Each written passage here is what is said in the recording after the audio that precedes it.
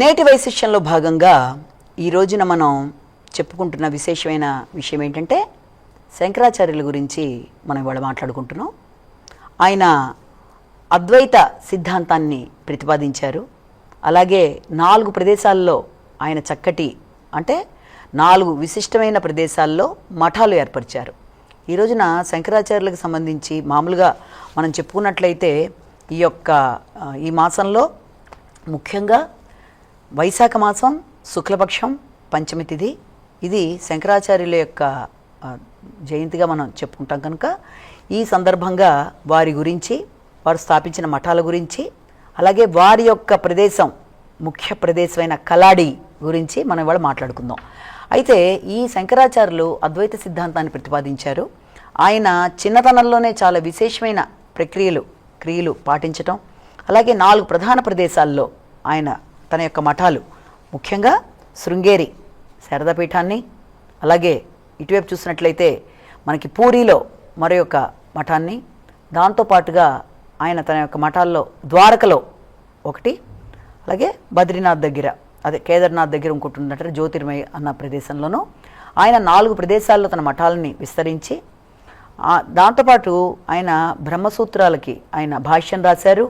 అలాగే అనేకమైనవి ఆయన చేసిన కార్యక్రమాలు అనేవి ఎన్నో ఉన్నాయి. అతి చిన్నతనం నుంచే ఆయన అద్వైత సిద్ధాంతాన్ని ప్రతిపాదించుకుంటూ దాని పరంగా ఈ యొక్క ధర్మాన్ని ప్రతిపాదిస్తూ ఆయన ముందుకు సాగిపోయారు.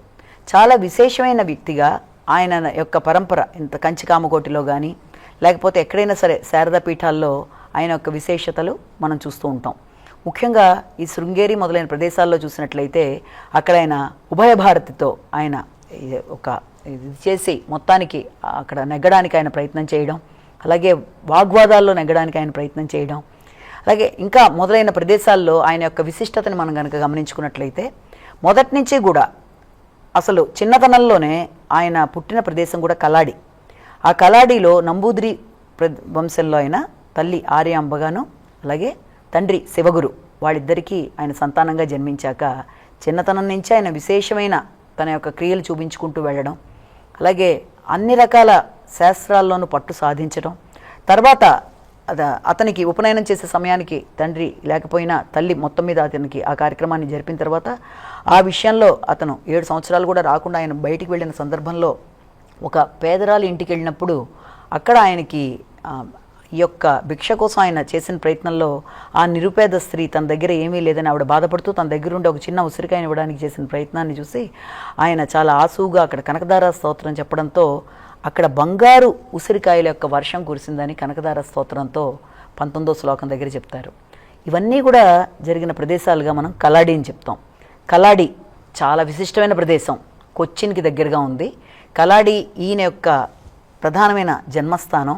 ఇప్పటికీ కూడా కలాడీలో ఆయనకి సంబంధించిన మఠం, ఆయన ఎక్కడైతే పుట్టి పెరిగారో ఆ ప్రదేశంలో ఆయన మఠం ఉండడం, ఆ మఠంలోనే అక్కడ ఆ యొక్క తల్లికి సంబంధించిన ఇది, అలాగే విష్ణు శివుడు, తర్వాత పార్వతి, గణపతి మొదలైన వారి యొక్క ఇవన్నీ ఉండడం, ఆ యొక్క ప్రతిమలు ఆయనకి సంబంధించి అన్ని రకాలుగాను ఆ యొక్క మఠంలో మనం చూస్తాం.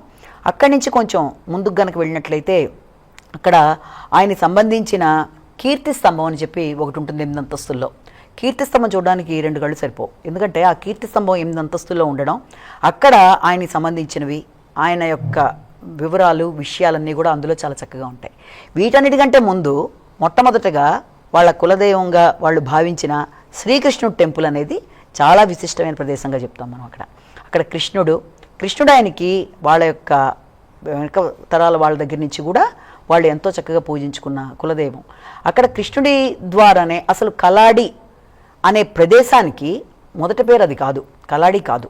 కలాడికి ముందు పేరు వేరే తసరమో ఏదో అంటారు ఆ ప్రదేశాన్ని. ఇది ఎర్నాకుళం జిల్లాలో ఉంది. ఇక్కడ మనకి అటుపక్కన పెరంబూర్ అని మరి ఒక ప్రదేశం, ఇటుపక్కన చూస్తున్నట్టే పెరియార్, ఈ 2 ప్రదేశాల్లో మధ్యలో ఇది ఉంటుంది. అక్కడ పెరియార్ అనే ఒక నది, దాన్నే పూర్ణా నది అని కూడా అంటారు. ఆ ప్రదేశంలో చిన్నప్పుడు ఈయన నడుస్తూ వస్తున్నప్పుడు ఈయనతో పాటు వస్తున్న తల్లి ఒక 3 కిలోమీటర్ల దూరం వెళ్ళే ఇంటికి ఆ ప్రదేశం దాకా రాగానే ఆవిడ కళ్ళు తిరిగి పడిపోగానే వెంటనే కృష్ణుడు ఆయన ప్రార్థిస్తాడు.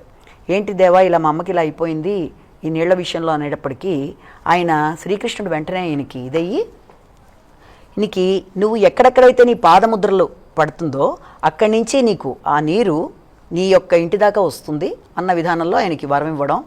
కలాడి అన్న మాట అర్థం ఏంటి అంటే పాదముద్ర. ఈ యొక్క మలయాళంలో పాదాల యొక్క ముద్ర అంటే పాదాల యొక్క గుర్తులు. అదేవిధంగా ఆ యొక్క నదిని వాళ్ళ ఇంటి వైపు మరల్చుకొని అది కలాడి ప్రదేశంగా చాలా ఇదిగా చెప్తారు.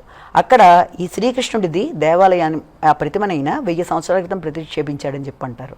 చాలా విశిష్టంగా అక్కడ పూజలు పునస్కారాలు అన్నీ కూడా జరుగుతూ ఉంటాయి. శ్రీకృష్ణుడి యొక్క ప్రతిమ చాలా చక్కగా ఉంటుంది. అలాగే అక్కడ ఇంకొక టెంపుల్ ఏంటంటే వామనమూర్తి దేవాలయం. సాధారణంగా కేరళ వాళ్ళది చూస్తే మనం ఈ బలిచక్రవర్తి, ఈ వామనుడు ఇవన్నీ మనం వింటాం కదా. వామనుడు ఒకానొక అవతారం కాబట్టి ఆ వామనుడికి సంబంధించిన చక్కటి ఒక దేవాలయాన్ని కూడా మనం అక్కడ చూస్తాం. అలాగే ఈ కీర్తి స్తంభం, అలాగే దాంతోపాటు ఈ వామనమూర్తి దేవాలయం కాకుండా ఇంకొంత దూరం కనుక మనం ప్రయాణం చేసి కనుక వచ్చినట్లయితే అక్కడ ఈ కలాడీలోనే ఏనుగులకి సంబంధించిన శిక్షణా కేంద్రం.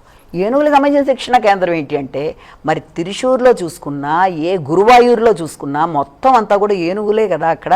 అంటే వాటి మీదే కదా భగవంతుడిని ఊరేగింపులు. కానీ అక్కడ అన్ని ఏనుగులకి చాలా విశిష్టత అనేది ఉంది. కాబట్టి ఆ ఏనుగులకి ఇక్కడ శిక్షణ ఇస్తారు. అంటే ఎలా ఊరేగింపులో మీరు పార్టిసిపేట్ చేయాలి, ఎలా ఉంటే ఎలా ఉంటుంది అన్నది, అలాగే కలప దొంగలను ఎలా ఇది చేయాలని చెప్పే విధానంలోనూ ఏనుగులకి శిక్షణా కేంద్రం కూడా అక్కడ చాలు. అలాగే మణిపురం శివాలయం అని కూడా అక్కడ ఉంటుంది. ఆ మణిపురం శివాలయం అంటే ఏంటంటే ఆ శివుడి ప్రతిమకి సంబంధించి అదంతా కూడా చాలా. అయితే ఇక్కడ మనం తెలుసుకోవాల్సింది ఏంటంటే ఈ కలాడి ప్రదేశంలో ఈ ముఖ్యంగా ఇది గురవాయూర్కి దాదాపుగా ఒక 40-50 కిలోమీటర్ల దూరంలో ఉంటుంది ఇది. అయితే ఈ ప్రదేశంలో ముందుగా ఈయన ఎప్పుడైతే ఈ ఒకానొక సందర్భంలో చిన్నతనంలోనే ఈయన వెళ్ళినప్పుడు తల్లితో కలిపి ఒక ప్రదేశానికి వెళ్ళి నీళ్ళల్లో ఆయన కాలు మునిగిపోతున్నప్పుడు ఒక ముసలి ఆయన్ని ఇది చేయబోయినప్పుడు కూడా అప్పుడు తల్లిని అడుగుతాడనమాట, అమ్మ నేను సన్యాసం స్వీకరించాలనుకుంటున్నాను, నన్ను నువ్వు ఇది చేయవా అని అడిగినప్పుడు తల్లి అయిష్టతోనే మొత్తానికి ఒప్పుకుంటుంది. అప్పుడు ఆ సందర్భంలో ఆయన పాడిన పద్యాలు వాటితో మొసలు కూడా ఆయన వదిలేస్తుంది. అదే రకంగా ఆయన చేసిన కొత్త చర్యలు చాలా విధానాలుగా, అంటే ఓ పక్కన కనకదారాస్తవం వల్లేమో అమ్మవారు ఈ రకంగా ఉసిరికాయలు, బంగారు ఉసిరికాయలు రావడం అనేది, అలాగే శ్రీకృష్ణుని ప్రార్థించి శ్రీకృష్ణుడి దయతో ఆయన కలాడి పేరుతో వచ్చేసి మొత్తానికి ఆ నీటిని తన వైపు తిప్పుకోవడం. ఇప్పటికీ ఆ మొసలికి సంబంధించిన మొసలి ఘాట్, అలాగే ఈ కలాడీలోనే ఈయనకు సంబంధించిన విశిష్ట అన్ని విషయాలు కూడా చాలా చక్కగా అక్కడ ఈ యొక్క చెరువు ఉండడం అనేది మొదలైనవన్నీ కూడా చాలా ముఖ్యమైన ప్రదేశాలుగా, ఇంకా చాలా ప్రదేశాలు ఉన్నాయి. దాని చుట్టుపక్కల చూసే ప్రదేశాలు చాలా విశేషంగా ఉంటాయి. మనకున్న సమయం తక్కువ కాబట్టి కొంతవరకే చెప్పుకున్నాం. ఏది ఏమైనప్పటికీ ఆయన ఎంతో చక్కటి విషయాలు చెప్పడం అనేది విశిష్ట. ఆయన అద్వైత సిద్ధాంతాన్ని ప్రతిపాదించుకుంటూ ముందుకు వెళ్ళారు.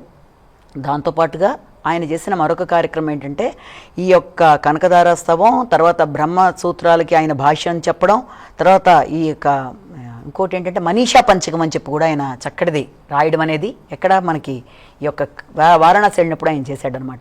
ఇలా ఎన్నో చేసి 32 ఏళ్ల పాటు ఆయన చాలా చక్కగా విశిష్టంగా జీవించి ఇక ధర్మాన్ని ప్రతిబింబించే విధంగా చేస్తూ ఎన్నో వేద విషయాలు వ్యక్తులకి ప్రబోధించి తనకంటూ ఒక ప్రత్యేక స్థానం ఏర్పరచుకొని ఈ యొక్క శ్రీకృష్ణుడిని తన యొక్క ఉన్న ప్రదేశంలోనే తన యొక్క తల్లి తను వీళ్ళందరితో పాటుగా ఆయనకు ఒక దేవాలయాన్ని నిర్మించి చాలా చూడడానికి 2 కళ్ళు చాలినట్టుగా ఎక్సలెంట్ ప్రదేశం అనమాట. ఈ కలాడి అనేది ఆధ్యాత్మికతతో విరాజిల్లే అందమైన ప్రదేశంగా, చూడవలసిన ప్రదేశంగా, కొచ్చిన్కి చాలా నియరెస్ట్గా ఉంటుంది ఎర్నాకుళంలో. ఇది చూడవలసిన ప్రదేశం.